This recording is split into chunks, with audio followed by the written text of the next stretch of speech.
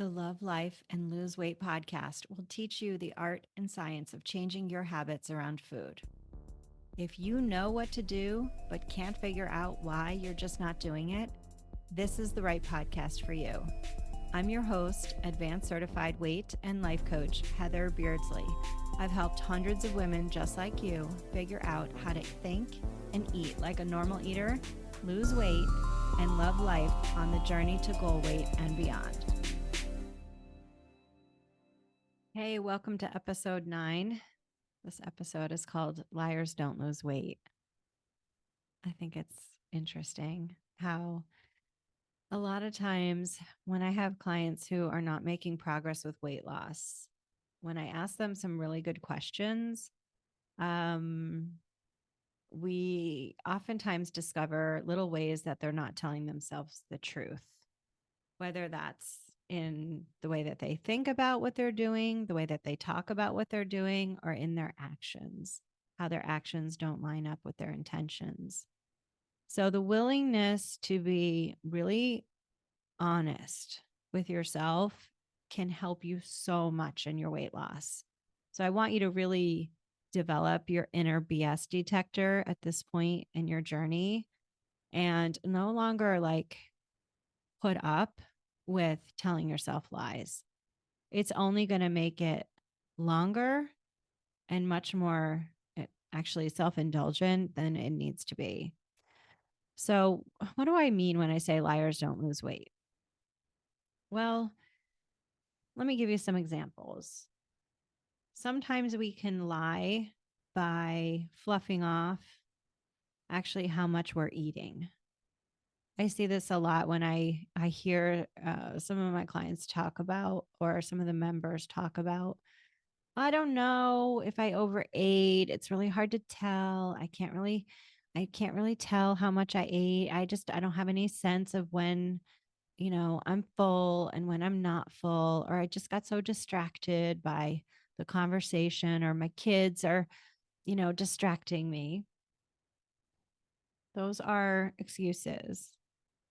Those are not valid reasons. When you decide to lose weight, it's your responsibility to be aware and make time to figure out how to be clear about when you need to know when to do certain things, when to put the fork down, when you're done eating, when you've had enough, when you're hungry.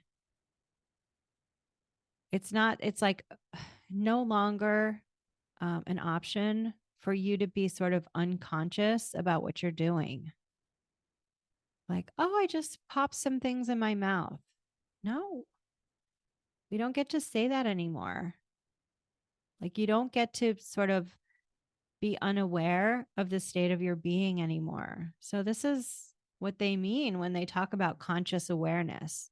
So, losing weight is where sustainably, without restriction, involves you becoming the arbiter of you, the number one manager of you. It's like your conscious awareness is now the personal assistant of your body, where your body has always been telling you and signaling you about exactly what it needs for how much and when to eat. It has a built-in signaling system called physical hunger, and it also has satiety cues that it gives you as well. And if you don't know what those are, you're just not paying attention. And if you're confused about that, then you're indulging in a story about why it's hard. But everybody can do this. Everyone can do this. So it's like really about telling yourself that you're no longer willing to entertain unawareness and excuses about why things happen with your food habits. So I'm going to tell you a quick story that I like to tell. It's from when I was a new teacher. I taught 8th grade US history back in the late 90s. It was my second career. And, I got a pretty rowdy class. Of course, they give the new teachers rowdy classes. And this one class in particular was pretty brutal. They knew I was a new teacher, even though I I told them I wasn't. Talk about lying, right? I didn't want them to know I was a new teacher. And so, anyway, they gave me a hard time. And that was my story when I went into the teacher's lounge. Why are they so bad? Why don't they listen to the rules? I don't understand, you know, why this one gets up out of his chair, why this one is always talking. And eventually, my mentor, Gail, and I love her, she said, first of all, number one, you have to stop going to the teacher's lounge because it is a hornet's nest of negativity in there. And other teachers who aren't telling them the truth about their classroom management. And I was like, oh, you're right. So I started, taking my lunch with Gail in her room, and we would talk about like positive things. The other thing that she told me was, how often are you giving out detentions? And I said, well, I'm not. And she said, well, then you shouldn't expect them to listen to your rules because without consequences, you know, they have no incentive to change their behavior. So I tell you this story because when you lie about to yourself or you minimize or you pretend you don't know what you're doing, you don't really give yourself an incentive to look at the hard truth about what you're allowing to happen in your life. Just the same way I wasn't looking at the hard truth about what I was allowing to happen in my classroom. It was way easier for me to just blame the kids than to blame myself. And we do this with food, right? Oh, so and so brought a full tray of cookies into work. Like, what was I supposed to do? Or why did my husband bring home, you know, potato chips? He knows I can't control myself around that. These are all just excuses and justifications for our current habits, and they're lies. If you want to lose weight, then something has to go. You have to stop being willing to tell yourself lies about what's really happening. So I started to hand out detentions in my class. The kids did not like it. This was back in a day and age where, teaching eighth graders in South Florida, I had to make sure that they were doing something that they didn't want to do. So I can't believe I'm saying this. I used to hand out like, you know, grocery bags, like, plastic grocery bags and gloves, of course, and like putty scrapers. And I would have the kids turn over all the desks, every single one of the desks in my classroom. And they would have to scrape the gum off the bottom of the desks. Oh, they did not like it. And I did not like it either. But here's the truth. The truth is, they didn't get very many detentions after that because when my room was clean of the gum, they'd had to turn the desk back over. And then we would go around the whole school and we would do every single classroom. I'd knock on the door and say, "Can we come in and clean your desks?" And I was right there with them. And it wasn't that terrible, to tell you the truth. Like, we had a lot of fun actually. Sometimes sometimes it wasn't fun, but the kids learned that there were consequences for going against the rules that they had helped me make in the classroom that benefited everybody. And when you decide to lose weight, I'm not saying punish yourself. Of course, that's not what I'm saying. But I'm saying, like, hold yourself accountable.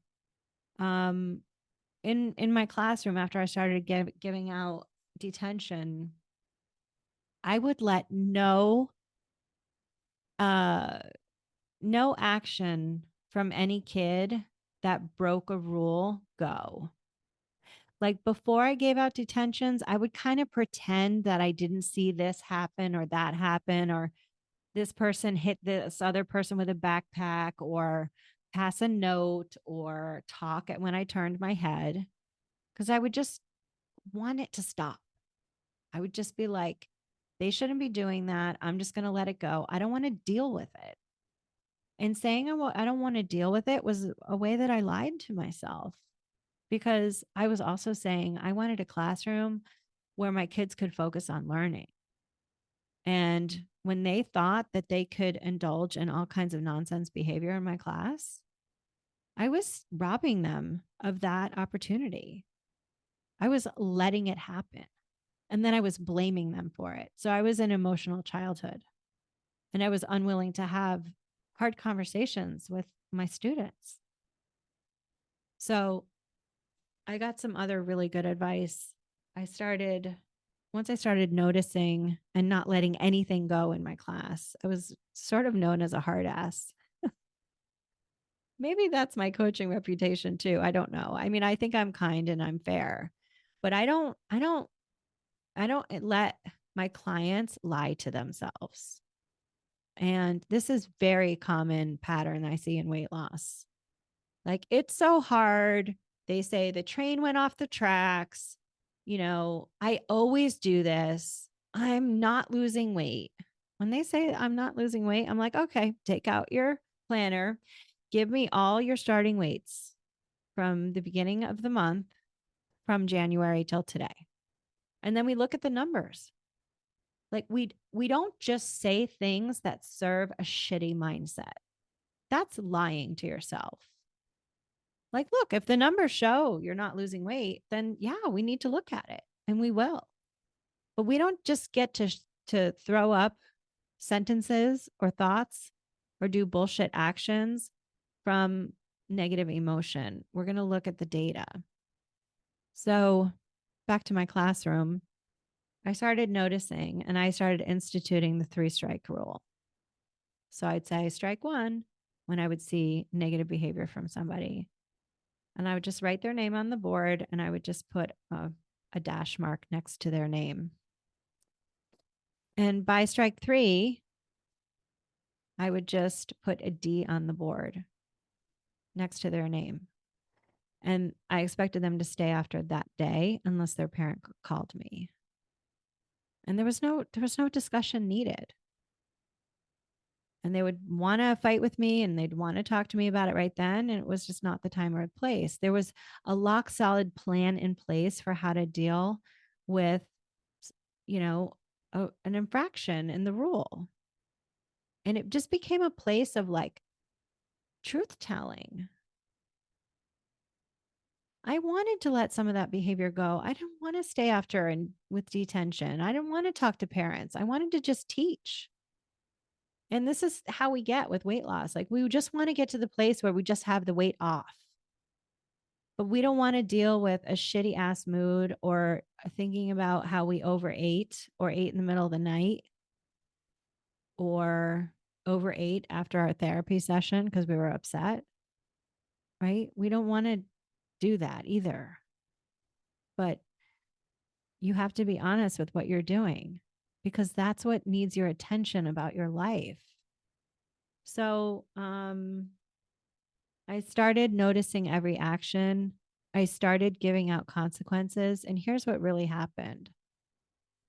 I learned with the kids who were acting out the most, I learned what was really going on in their lives, what was really happening in their lives because we spent more time together. And being honest with your overeating or your grab assing of food, eating when you're not hungry, bullshit snacking, middle of the night snacking, it wants a closer relationship with you.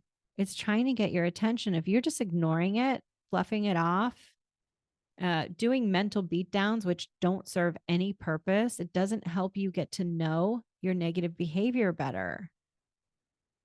I want you to really spend time with it, inquire with it, journal over it. Ask yourself, what am I thinking about this and why? Is this making weight loss harder or easier? And if it's making it harder, you've got to get in there and figure out why. If it doesn't make sense that I'm doing this, why does it make sense that I'm doing this? And what's under there? And this is where coaching can really help you. And why many people really do better in a group program rather than like bootstrapping weight loss by themselves, because that perspective of a third party can really help you see your patterns where you're not being honest with yourself. So one thought that is a hoser is thinking that a little bit of this or a little bit more or one more bite won't hurt. That's a lie. If you're at enough, then it will hurt your weight loss because you're overfeeding yourself. Or even if you have something when you're not hungry, it will hurt your weight loss. Every time you eat when you're not hungry or you eat past enough, it does hurt your weight loss. Why are you willing to lie to yourself? Saying to yourself, I deserve it. If you say you want to lose weight, telling yourself you also deserve to break your promise to yourself or sabotage yourself is a lie. That ultimately only hurts you. And you're telling yourself a pretty lie about it, and then you're believing it. So you're playing the wrong game. You're playing the game against yourself, and you're believing your own bullshit about it. So stop lying to yourself. Don't allow yourself to say those things anymore. Tell the truth. The truth is, I deserve to lose the weight.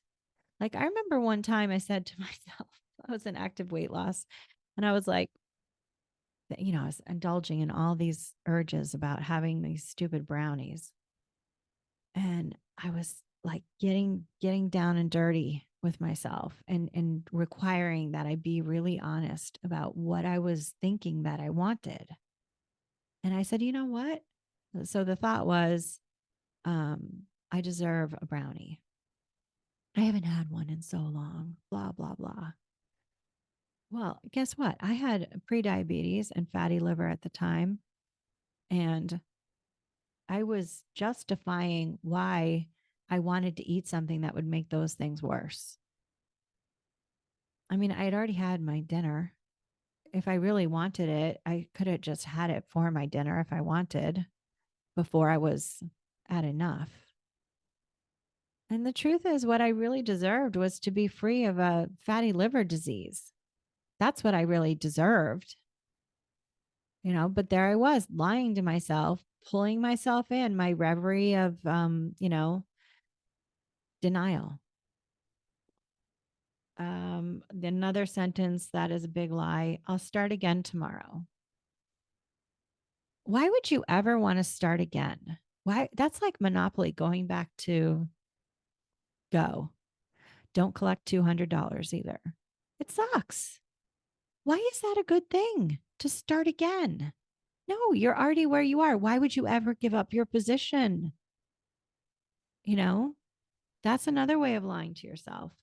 So for your journaling question, your coach homework for today, what little lies do you tell yourself that sabotage your weight loss or make it harder or longer than it has to be? Okay, before we go, I want to give you some examples of how we lie to ourselves with weight loss. The first example is underestimating how much you eat. Oh, I didn't have that much. It wasn't that much. It was a small amount. I could have dessert when we know full well that we are perfectly at enough. But we try to sneak in a little bit more, hoping we won't inevitably feel full. Thinking that the way that it tastes in that moment is in any way, shape, or form better than reaching your goal. It's a lie. Making BS food plans. I look at some food plans from members, and they're total bullshit. They're diet mentality. And the first way that you know that you're making BS food plans, you won't really know it when you make it, but I'll tell you when you'll know it is when you eat off your plan the things that you're eating off plan when you're tired and maybe in a bad mood or feeling in a negative way, that food that you choose to eat that's not on your plan, that's what should be on your plan. That's a doable plan. And why aren't you putting it on your plan? Because you're telling yourself another lie, which is, I can't have what I actually want to eat and still lose weight. And so many of our members like think this. The central tenet of what we teach is that you can lose weight eating the food that you want to eat. You just need to learn how to not overeat it. And so many members just say, oh, yeah, that's true, but not for me. That's the quiet lie they tell themselves. And when you don't give yourself permission to actually eat what you want and learn how to eat it without overeating it, that lie keeps you overeating. It keeps you making bullshit plans with restrictive mentality that then drives your over desire for the foods that you're not fucking planning. So that's another lie. What else? Telling yourself that you'll work out later. Huge lie. As soon as you tell yourself, oh, I'll do that later, that's when you need to get your ass up and do it right now. Stop creating a habit of putting off what needs to be done. Get in the habit of doing it right away. That creates integrity with your word and creating a self identity of somebody who does what she says she will do. Not only does she do it when she says she'll do it, but she does it in a way that makes the rest of the day so much easier. And usually that means doing it in the morning. And part of me hates that I'm saying this to you because I'm somebody who is so not a morning exerciser. But especially like now, I'm recording this in late November. The sunlight these days is not there very late. So when are you going to go for your walk? When it's dark out? You're not going to. You need to get up early and do it in the morning when we're in the late fall and winter time. Late day walking is great for summer, but by the time you get to this time of year, if you're putting off working until later, you're probably lying to yourself. Okay. Turning off an alarm. Like I have an alarm that I set to do meditation every day at 12:30 of my work week. And I have been sometimes just like I just turn it off and I say, I'll do it as soon as I'm done with this. I know as soon as I turn it off, instead of just hitting snooze, so it annoyingly keeps going off, I will forget about it. Because whoever like loves to meditate, like there's been times when I learned to enjoy it, but it's really hard to overcome the momentum of what you're doing right then. So you can't tell yourself a lie and say you'll do it later. I'll just turn off the alarm.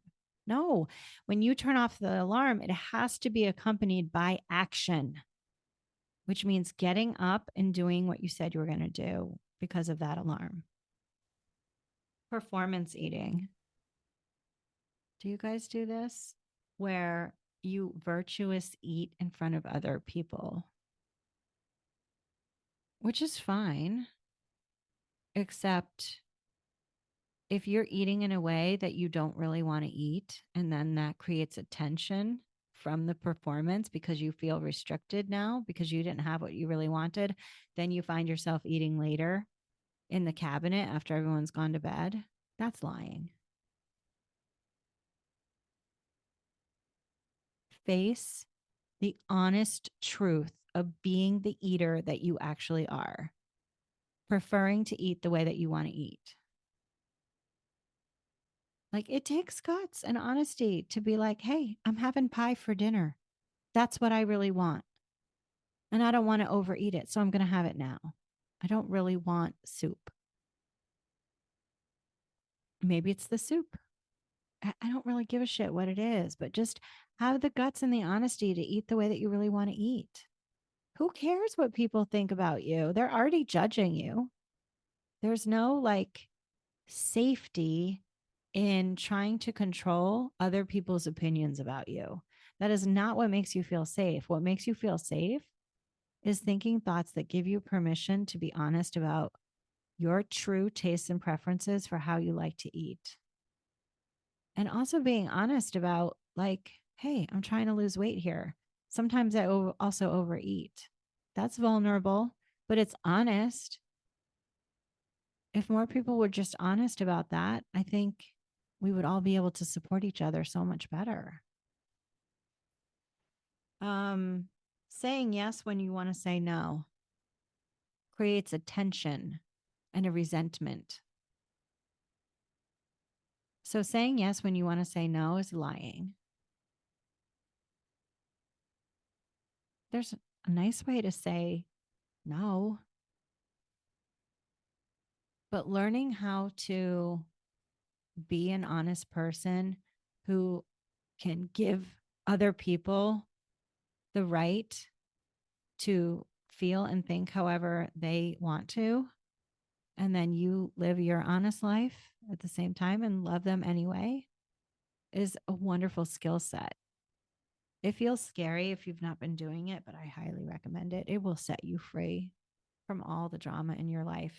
Maybe not initially when you start doing it, but eventually it will. There's no greater peace or satisfaction than living an honest life. Um, so start telling yourself the truth about your habits as well. So if you're thinking like, I'm not losing weight, but I'm doing all the things, you're lying to yourself. Your job, your responsibility, even if it feels true, is to figure out what you're missing, what you're justifying, what you're overlooking, and really get in there. Let the data really tell you the story instead of your brain. Because your brain has sometimes incentive to lie to you. You know, it just does. But the body will never lie to you. Your body itself will never lie to you. And there is always like the numbers. When you look at your data, it has the ability to tell you the truth. So look there too. Sometimes a third perspective of somebody that you really trust can help as well, which is why a coach is so important, or a friend from a third perspective who doesn't hear your stories, right? They don't hear your limitations. They can really tell you the truth.